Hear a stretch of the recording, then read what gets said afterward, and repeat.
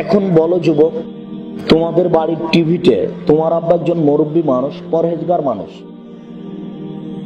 রাত দুটায় তাহাজ্জুদ পড়তে উঠে কিছু তাহাজ্জুদ পড়ে মাথায় টুপি দিয়ে এই যে ল্যাংটা মেয়ে দেখছে, তুমি কি মনে করছো এটা ইমানি ব্যাপার? না, ইমান কোনো কাজ করে না। ইমান কাজ করে না বলে এটা ঘটছে।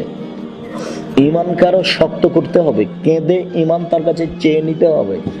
ইমান যত বেশি হবে পাপ তত কম হবে, আর ইমান যত কম হবে পাপ তত বেশি হবে। তাহাজ্জুদ পড়লেও বুঝাতে পারিনি। মেয়েটা তো বোরখা পরে, মেয়েটা তাহাজ্জুদও পড়ে, কিন্তু মেয়েটা প্রেমের গল্প করে কেন? তার ইমানে ঘাটতি আছে। ইমান যত মজবুত হবে পাপ তত কম হবে, আর ইমান যত কম হবে পাপ তত বেশি হবে।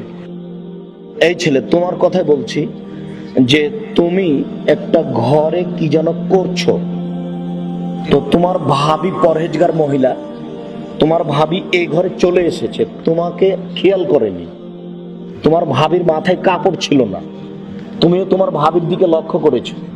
তখন তোমার ভাবি চট করে ও ঘর থেকে ঘুরে এসে বলছে, ছি ছি ছি ছি ছি, নাউজুবিল্লাহ, আমার দেবরের ঘরে ছিল, আমি তো খেয়াল করিনি, ছি ছি ছি ছি, ও মনে হয় আমাকে দেখে নিয়েছে, ছি ছি ছি ছি, নাউজুবিল্লাহ, আমার মাথায় তো কাপড় ছিল না, আমার দেবর মনে হয় আমাকে দেখে নিয়েছে। এটা তোমার ভাবির কথা। আর এই ছেলেটা বলছে যে আমি এই ঘরে মোবাইলটা কি যেন হয়েছে ঠিক করছিলাম, আমার ভাবি চলে এসেছে, আমার ভাবি এসে বলছে, আরে তুই এখানে আছিস, তোকেই তো খুঁজছি।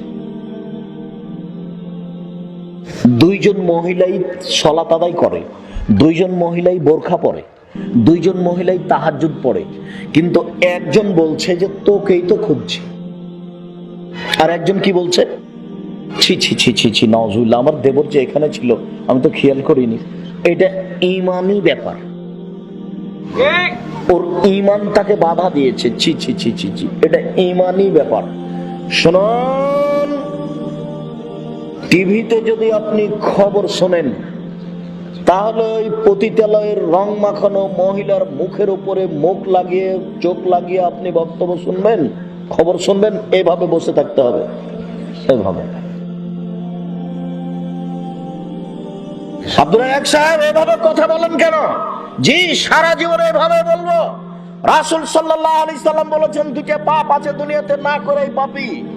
তার একটা হলো এই, কেউ যদি কাউকে বলে আসো জুয়া খেলি, খেলেইনি, খেলে বলেছে আসো খেলি, তাহলে তাকে 10 জন ফকিরকে 100 কেজি করে চাউল দিতে হবে, বাধ্য দিতে হবে, ওর বাপকে দিতে হবে। রাসূল সাল্লাল্লাহু আলাইহি সাল্লামের একটা ফায়সালা, পাপই করেনি, খালি বলেছে কি আসো জুয়া খেলি।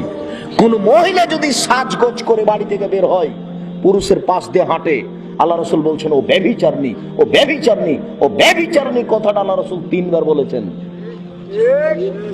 মেয়েটা এভাবে সাজগোজ করে এসেছে টিভিতে, ও জানছে সারা পৃথিবীর মানুষ আমাকে দেখছে। ধর্মকে পাগল বলে কোনো লাভ নেই। ধর্ম একজন মানুষের কথা দিয়ে চলে, যার নাম মুহাম্মদ সাল্লাল্লাহু আলাইহি সাল্লাম। বিবেচনার দাম আছে। বিবেচনাকে পশু প্রাণীর মতো নিয়ে গেলে বিবেচনা আপনার উপকার করতে পারবে না। সম্মানিত দিনী ভাই বোন।